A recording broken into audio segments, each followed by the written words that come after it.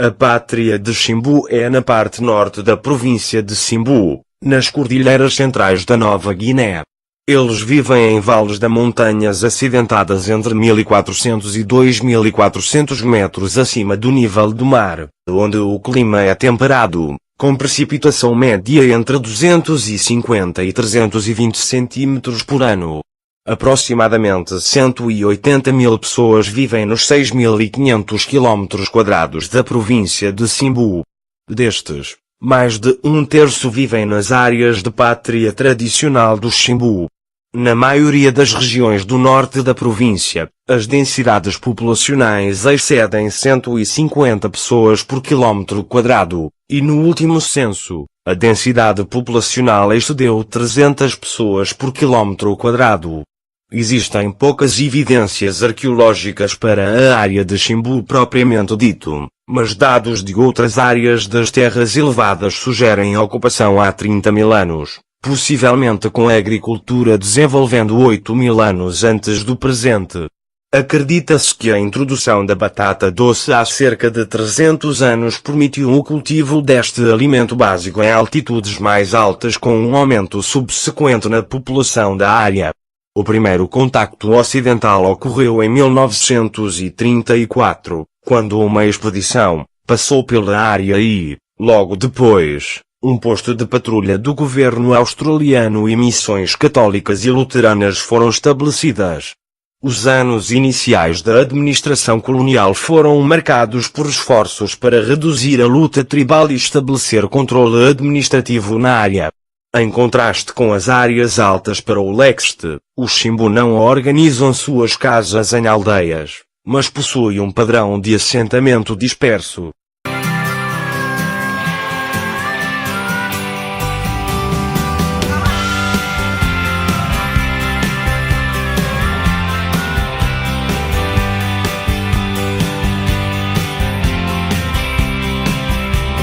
Tradicionalmente, os homens viviam em casas de homens grandes colocadas em cristas para fins de defesa, além de mulheres e crianças. Cada mulher casada e suas filhas não casadas, filhos jovens e porcos da família viviam em uma casa situada a alguma distância da casa dos homens e dentro ou perto dos jardins da família. Ao situar suas casas perto dos jardins, as mulheres conseguiram permanecer perto de seu trabalho e gerir melhor seus porcos, o maior património econômico da família. Embora este padrão de habitação ainda exista até certo ponto, a redução na segregação dos sexos, a redução da luta tribal e o desenvolvimento econômico resultou em mais homens vivendo com suas famílias em casas que estão localizadas perto de cafés e estradas. As maiorias das casas de Ximbu são ovais ou retangulares, com pisos de terra, telhados de palha e paredes cortadas de juncos achatados.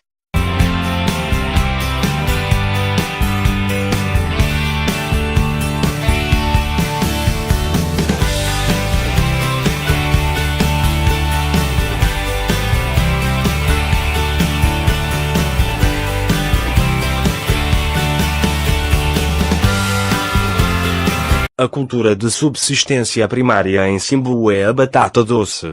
Crescido em jardins cercados e cultivados, às vezes em encostas tão íngremes com declives de 45 graus, batatas doces fornecem comida para pessoas e porcos.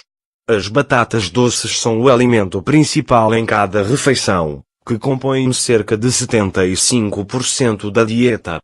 Mais de 130 variedades de batata doce são cultivadas em diferentes ambientes e para diferentes fins. O cultivo de batata doce é geralmente feito em áreas de pousio, fazendo escavações como uma grade para formar um padrão semelhante a um tabuleiro de 3 a 4 metros quadrados em que as estacas serão plantadas. O cultivo é feito ao longo do ano, com requisitos iminentes para a alimentação e com a necessidade de mais batata doce para a próxima troca de alimentos e o aumento dos rebanhos de porcos, influencia o plantio tanto quanto a sazonalidade climática. Além da batata doce, outras culturas são feitas para consumo incluindo a cana-de-açúcar, legumes, feijão, banana, castanhas e uma variedade de frutos. Os porcos são de longe o animal domesticado mais importante para o Ximbu e são o supremo sacrifício aos antepassados nos tempos pré-cristãos e hoje abençoado antes do abate.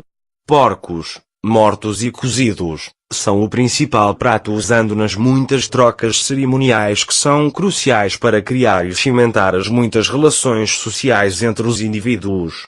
Ao dar aos parceiros carne de porco, vegetais, dinheiro e itens comprados, como a cerveja, os contribuintes criam uma dívida que os receptores devem reembolsar no futuro para não perder o prestígio valorizado.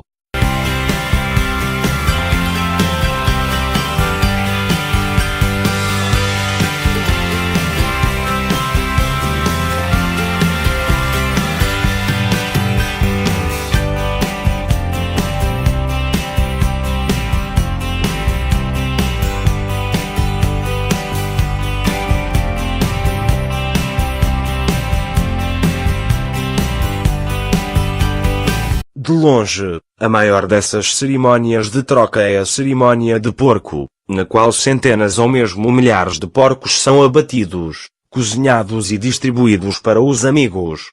O dinheiro tornou-se um item cada vez mais importante trocado nestas cerimônias. Para a maioria das pessoas rurais, o dinheiro é obtido principalmente através do cultivo de café em pequenos jardins controlados individualmente. Além do café, o dinheiro é adquirido através da venda de vegetais nos mercados locais e, para uma pequena minoria, através do emprego assalariado.